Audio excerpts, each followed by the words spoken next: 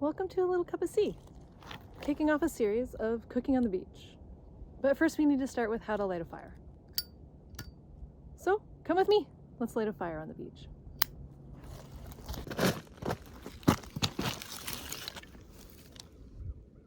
The first step is finding the perfect spot. You'll want a safe, clear area for your fire, which we've already provided for you at the beach hut because we have fires down here all the time. And because it's often breezy by the sea, we want to position the fire so that the wind coming off the water feeds the fire instead of putting it out. Keep a windbreak nearby if needed, so when you're lighting the fire, the wind isn't putting it out on you. You can use your body, you can use the rocks, add a couple extra rocks, or even a large piece of driftwood. Here is my ring of rocks. You can see I've got more on that front edge, just as a little windbreak. There are gaps in between so that the wind can come through and help fuel the fire. Here's what you'll need to build your fire. Lighter, a bark, burns good and hot and gets that initial flame going really well. Kindling, to get the fire going, these little sticks are key to getting your fire going quick. Dry firewood. My firewood is short because my wood stove in the beach hut is little, so all my logs get cut pretty small for that. Or you can use driftwood on the beach if you can find enough dry. So I get some kindling down and I do sort of a Jenga. This is how I light the wood stove in the beach hut, and it always lights really quickly and burns really well.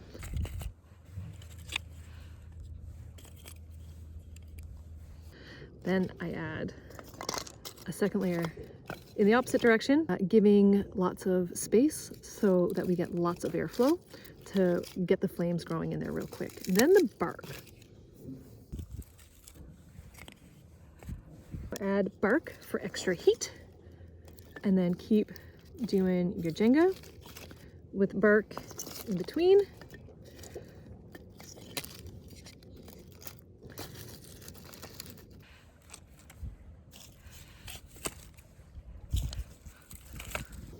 Like in the beach hut, I always add logs just to the outside and at the back. I leave the front edge open for airflow, and then once this is burning well, we lay our logs on top. Okay, trying to do this down the fire level real up close.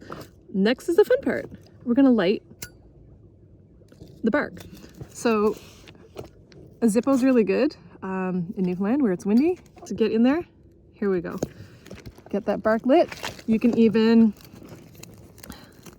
light an extra piece and then use that to feed the bottom. The bark goes really quick. So, let me show you. It takes so quick this way, the Jenga style.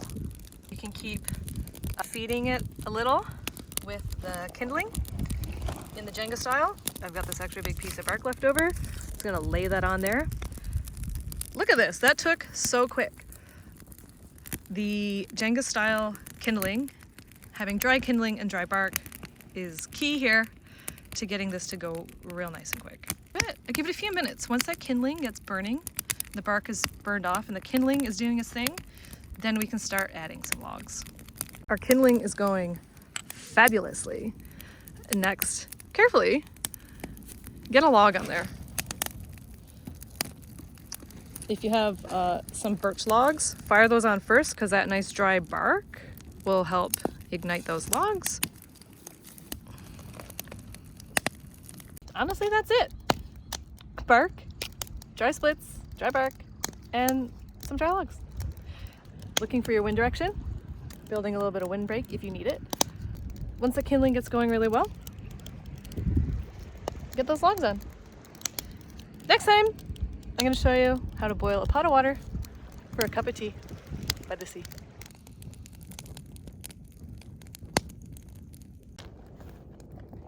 That's it for your beach fire basics. Over the coming months, I'm gonna share some simple ideas for things that you can cook. One pan on a beach, here at the beach hut, on a beach of your own.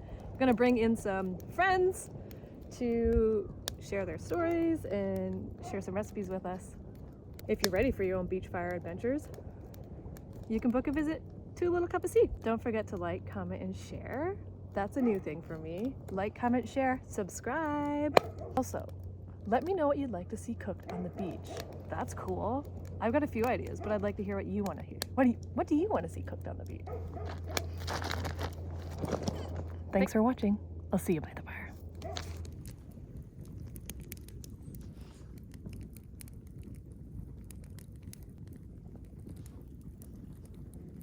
Like, comment, share, subscribe. Where is that? There's a piece of seaweed. To share more on the beach, really, when like over the coming months I'm going to bring on some guests and we're going to have fire